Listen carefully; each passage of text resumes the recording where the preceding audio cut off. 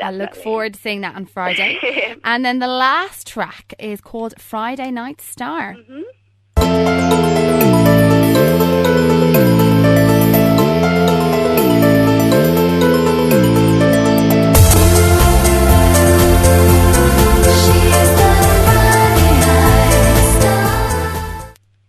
Now, I really like this one, Anne. I think it's got a real kind of electro-pop thing going on, and it's just quite funky.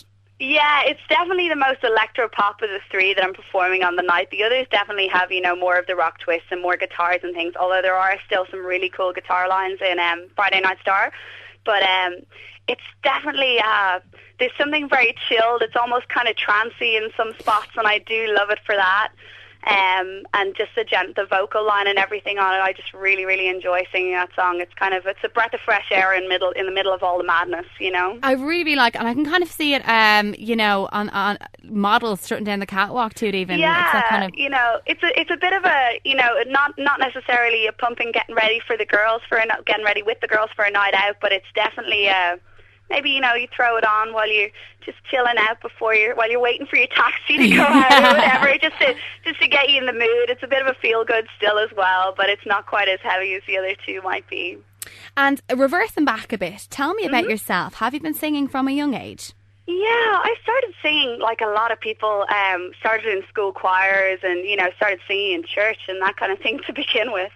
And then, you know, just progressed. I started taking singing lessons. I danced from a very young age, and I always kind of sang when I did that, but I started actually taking lessons at about 13, maybe 14, and I just haven't stopped since, to be honest. So I was performing with cover bands and all that kind of stuff since I was about 16, 17.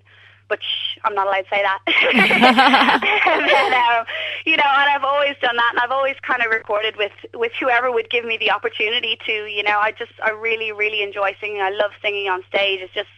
It sets your soul on fire, you know. There's nothing you can compare it to.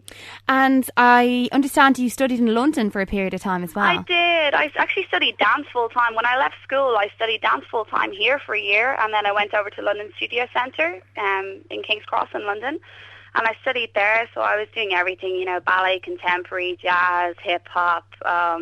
Then we had to study all the classical subjects as well, so we had to do like music theory and history of dance and classicism and all that kind of thing as well. So it was heavy going, but definitely one of the best experiences in my life. When you go through something like that and that amount of work, you know you can achieve something then, you know. Absolutely. And like, it sounds to me from speaking to you that you're kind of an all-rounder, but it's nice because you've had all this background experience as well. You're by no means green, but in a good way. Like, you're not going to collapse with nerves, you know. You're used to performing, which is really, really good though.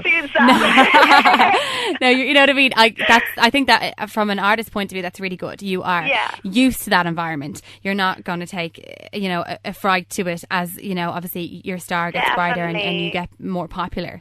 Oh, hopefully, fingers crossed that all happens. But no, it does feel very much like something that I've been kind of working towards, whether full time or just, you know, part time while I was in school and things. Basically, my whole life I've been, whether I was kind of initially towards dance, and then I kind of went to singing, and you know, drama was in there at one stage as well, and no matter what road I was taking, I kind of knew which direction I was going in, you know, that kind of way. Sure. So it's definitely all the things that you learn from dancing, and all the things you learn from drama and working on different productions, be it stage, TV, movies, whatever. It all benefits you no matter what you're doing. Once you're standing in front of a group of people and you're performing, it doesn't matter what way you're performing. Everything that you've learned from every different genre helps you along the way, you know? You are just a ready-made package, really, aren't you? It's really, really good. Let's hope everybody else thinks so. Oh, I definitely think so. And tell me now, you are working with Les Cara Music at the moment. I am indeed. How is that going? It's going really, really well. They're two very, very talented songwriters that I had the absolute pleasure of meeting purely by chance, and it was one of these random conversations. They were actually singing, each of the two writers, in a different competition that was being organised by a few friends of mine, and you know, got talking, and they were like, oh, do you sing also? And it was, you know, come up and we'll try a few tracks, and it's just been rolling ever since. We get along really well. There's a really nice chemistry there. I love the style of their writing, and I like the kind of vibe that they put across as well in all the songs. So, it's all going well. It's definitely a very, very beneficial friendship and business relationship, I think. I'm very lucky to have found them. And what's the ambition then? What's the dream? 5 years' time, where would you like to see yourself? Oh, 5 years' time. It seems like so far away. To be honest, the main thing that I want to do, like the obvious answer would be fame and, everybody knows me. And yeah, that would be great. But realistically, what I'd love to be doing is I'd love to still be singing. I'd love to still be writing.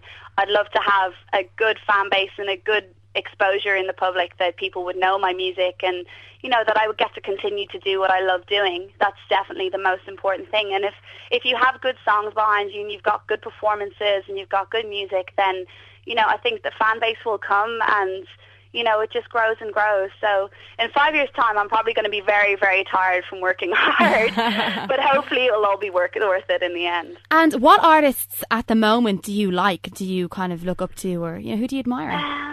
My number one of all time has always been Gwen Stefani. I absolutely adore her. She's pretty cool, yeah. She's just, I love her quirkiness. But she's not too quirky. I love her whole sense of style. I love everything that she does. I also used to be very heavily influenced by acts like Garbage, like Shirley Manson and things like that. I've never really gone for the super mainstream singers. I've always gone for the slightly off-center one. So, well, like very in credible. Current times, yeah. But in current times, I guess you'd be looking at maybe the likes of Lady Gaga, that kind of thing, which would be the obvious one to say when it's electropop. But she's definitely a force unto herself, and she's definitely somebody to be admired and respected in the music industry, And for people who want to get more information about you and your music, is there a website they can go to? Yeah, they can check me out on MySpace. It's myspace.com/Ann McCartney Music. So it's ANNMCCARTNEY music.